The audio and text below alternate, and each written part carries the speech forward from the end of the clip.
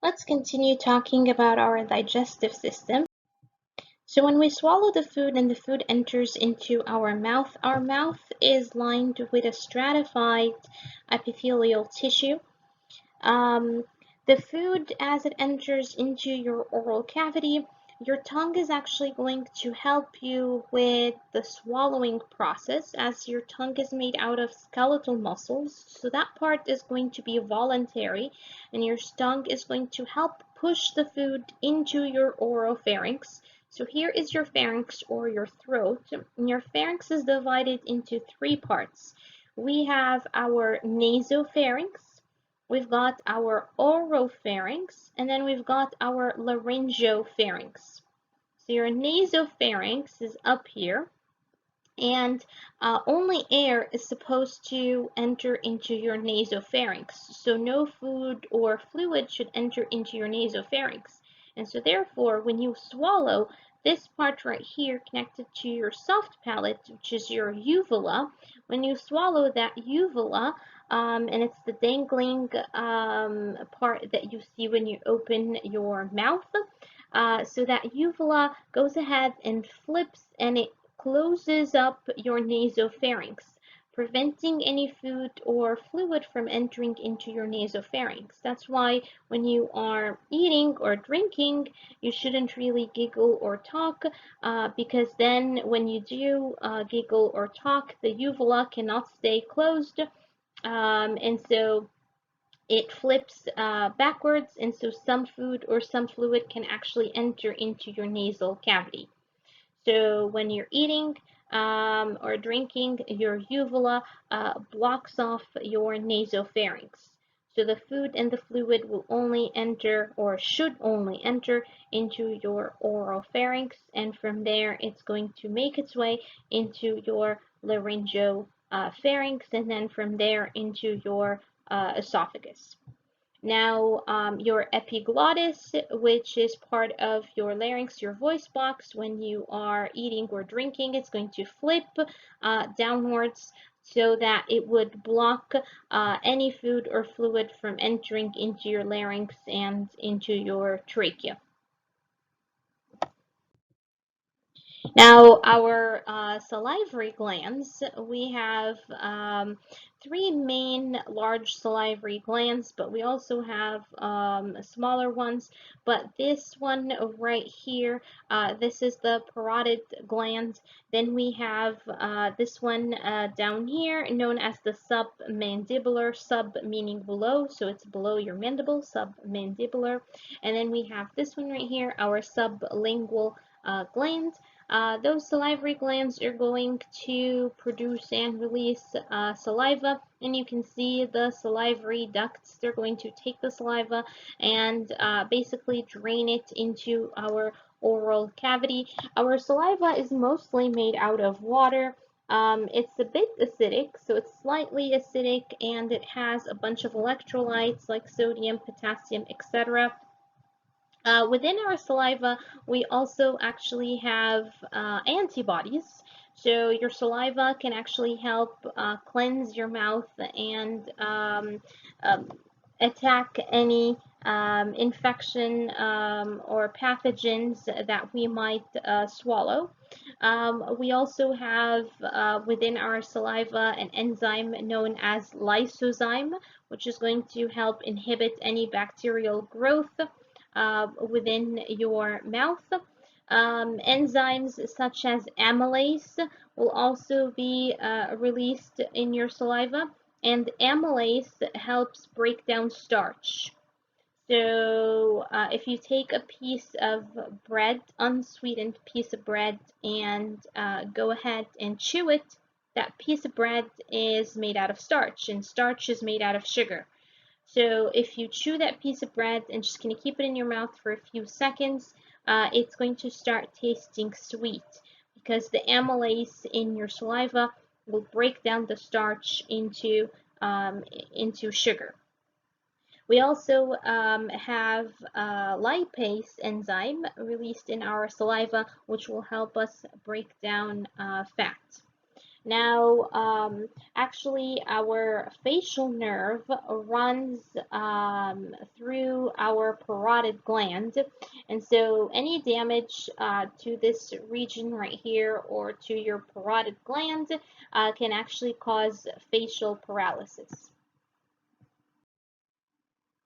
Now, the process of swallowing, we refer to it as deglutition. So it all starts off with voluntary control, and your tongue is going to help push that food. We refer to it as a bolus of food, which is basically food mixed in with the saliva. And so your saliva kind of helps us swallow the food, and it helps kind of create the food into small ball structures. We refer to it as bolus of food. So here is our esophagus, and so there is a sphincter right here that's closed. So at the beginning of the deglutition process, that sphincter right here within your esophagus, so we refer to it as your esophageal sphincter, that one is contracted and closed. And you can see right here the uvula is at the beginning of the process. The uvula is not really closed, but you will see that once the food kind of enters into your oropharynx, the uvula will go ahead and close, preventing any food from entering into your nasal cavity. Now, once the food is in your oropharynx, this is going to be an involuntary process. And so even if you flip yourself upside down, the food is still going to make its way down your pharynx and into your esophagus, which kind of shows you how strong those contractions within your GI tract would be, and the food will make its way down the GI tract. So right here during that phase known as the pharyngeal esophageal phase of our swallowing process, you can see the uvula blocks up your nasopharynx. That esophageal sphincter opens up so that the food can enter into your laryngopharynx and start moving down into your esophagus. Of course, your epiglottis is going to close during that phase because you don't want any food or fluid to enter into your trachea. Then we move down here as the food starts entering into your esophagus. That sphincter closes back up so that you don't have any backflow. The food is going to keep making its way down the GI tract via the peristalsis motion, where the GI tract is contracting and relaxing, pushing the food down.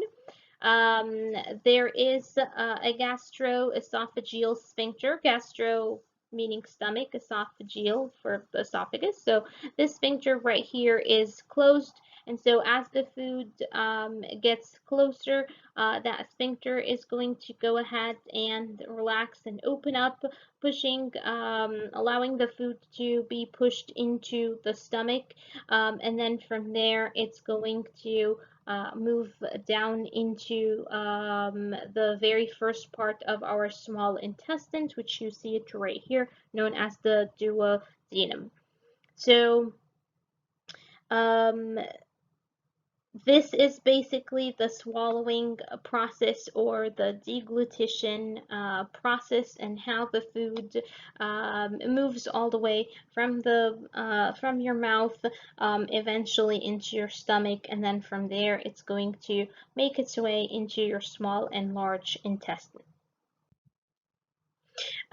We know that the whole entire GI tract, as we said, it consists of the four layers: the mucosa, the submucosa, the muscularis externa.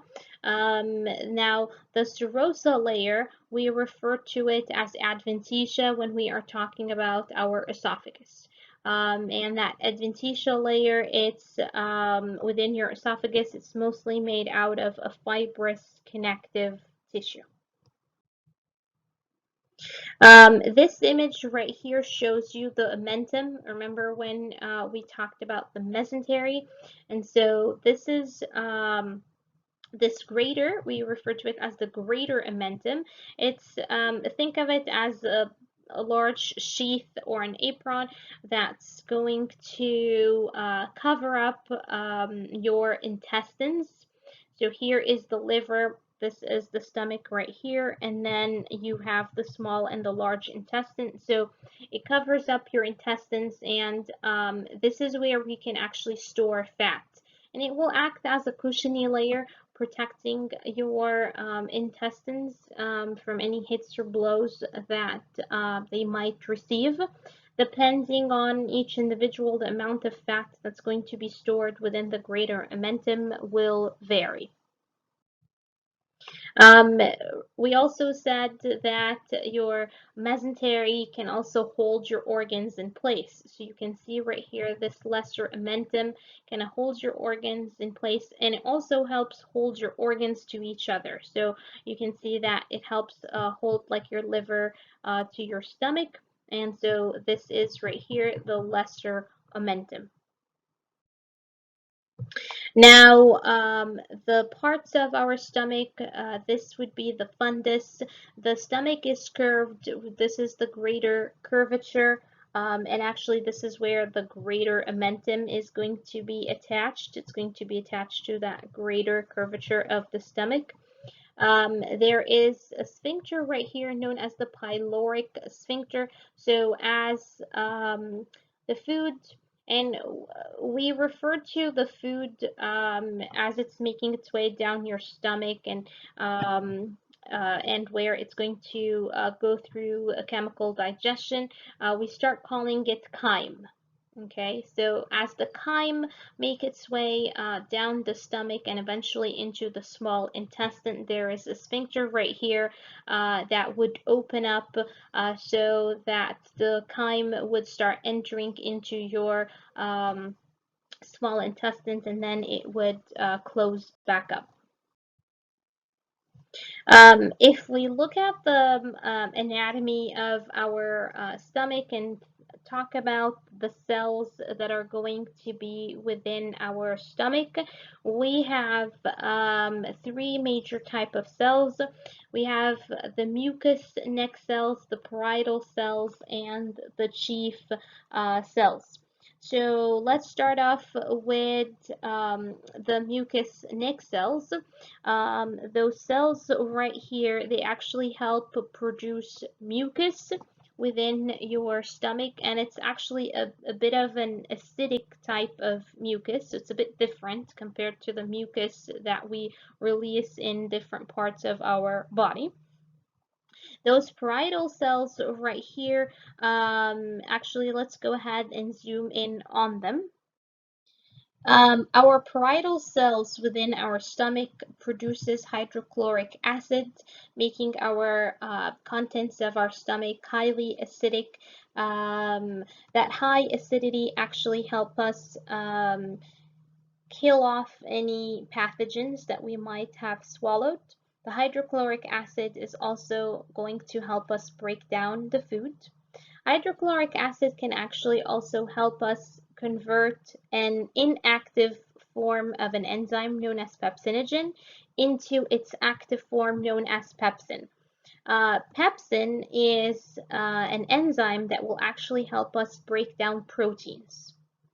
Once we actually get some pepsin, pepsin can go ahead and activate some of the pepsinogen into pepsin. Our parietal cells can also produce what's known as an intrinsic factor, and the intrinsic factor is needed to help us absorb vitamin B12. So without the intrinsic factor, we will actually have a pretty hard time absorbing vitamin B12 from the food that we just ate. Another type of cells that we have within our stomach are cells known as the chief cells, and those chief cells are the ones that produce this inactive form of an enzyme known as pepsinogen. And as we said, to convert that pepsinogen into its active form so that it can go ahead and start breaking down proteins for you, hydrochloric acid is needed. Let's see. We also, those chief cells, other than producing pepsinogen, they also produce another enzyme known as lipase. And lipase, coming from the word lipids, lipase is going to help us break down fat. We also have a third type of cells known as the enteroendocrine cells, and those cells produce histamine, which will actually help your parietal cells release hydrochloric acid. And those cells also produce serotonin, which will help the serotonin is actually going to help your stomach muscles contract so that it can go through that peristalsis motion. So once the chyme is within your stomach, and we release all of these enzymes from pepsin and lipase, etc., and it would help digest, definitely chemically digest our food. That chyme is going to start making its way into the small intestine, but as you can see, that pyloric sphincter right here is closed, and then it's going to open up, allowing the chyme to start entering into our small intestine. Some of actually the chyme that's already within your small intestine, when that pyloric sphincter opens up, it can actually backflow back into our stomach. Now, the food is going to, or the chyme is going to make its way from your stomach down into the small intestines. And the small intestines is actually divided into three portions. The first portion that's connected to your stomach is the duodenum, then comes the jejunum, then comes the ileum. If we look at our small intestine, it has these projections known as villi. And if we zoom in on the villi, we would see that there are tiny microvilli on its surface. So right here, these projections are the villi, and on its apical surface, there are the microvilli. Having microvilli is actually going to amplify the absorptive surface of our small intestine. Our small intestine digestion, chemical digestion of the food continues within our small intestine, and absorption of nutrients. So we digest the food and we absorb nutrients within our small intestines. And so having lots of microvilli is actually going to amplify that absorptive surface. Having those kind of like folds within your small intestine is actually going to force the chyme to spiral through these folds, and actually kind of slows it down, giving us more time to actually absorb nutrients out of our small intestine. Our liver produces a greenish fluid known as bile, and bile is going to help digest fat for us. So even though the liver is not really part of our GI tract, it's an important accessory organ that will aid in digestion of the fat. The bile gets stored within our gallbladder. Now, when you eat a fatty meal, the gallbladder is going to release the bile, and it's going to release it, and it's going to pass through those ducts right here, the cystic duct, and there are multiple ducts, and as you can see, those ducts are going to merge together. Eventually, the bile is going to make its way down into that bile duct, and it's actually going to drain into the very first part of your small intestine, known as the duodenum. So the bile enters into the duodenum. helping us break down our food. Now, the bile is not going to completely break down the food, but it's definitely going to play a major role in breaking the food into smaller particles. And then the fat is going to complete its digestion within our small intestine. Another actually accessory organ that's going to help us break down food is our pancreas. And those enzymes that will be released by your pancreas, they're going to make their way through that main pancreatic duct. And again, it's going to drain into your small intestine, specifically in that very first part of your small intestine known as the duodenum. So I know that when we think of the pancreas, we think of our glucose control and insulin. That is correct, but the pancreas also produces a bunch of enzymes such as amylase, which will help us break down starch, lipase, which is going to help us break down fat, nuclease, which is going to help us break down nucleic acids found in meat. So one more time, all of these enzymes produced by your pancreas will drain into the small intestine. So as the chyme makes its way down your small intestine, it's going to make its way into the duodenum and then into the jejunum, and then the last part of your small intestine, which is the ileum. So here is the ileum right here. From the ileum, it's going to drain into the large intestine or your colon. And the first pouch of your large intestine is known as the cecum. So it's going to make its way into the large intestine. That part right here is the ascending colon, and then it's going to make its way into the transverse colon. Then it goes down into the descending colon, then into the sigmoid colon, and then into the rectum. Now your colon is actually about 6 feet long. If you compare it to your small intestine, that's a huge difference because your small intestine is actually around 20 to 25 feet long. So your large intestine is not important in digesting food. So the last part where we are going to chemically digest our food is going to happen within our small intestine.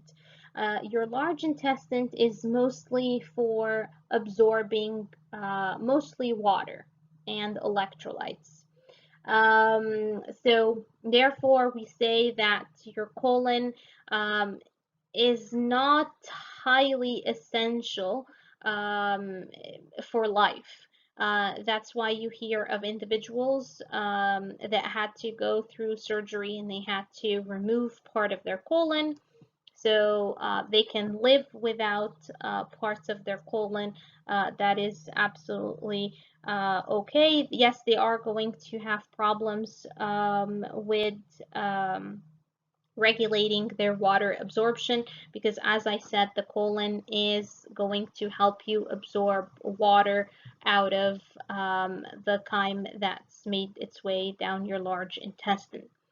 You can see right here the mesentery, and you can see the blood vessels running through the mesentery. Now, as the food kind of makes its way into or whatever is left of it, right, which is eventually going to come out of your body as waste. So as it makes its way into the rectum, the anus has some sphincters, internal sphincters and external sphincters, and that external anal sphincter is made out of skeletal muscles, and so therefore we have conscious control over our anal sphincter, so that if it's not appropriate for someone to void or defecate right now, you send conscious like you consciously control and send signals to your external sphincter to keep it closed.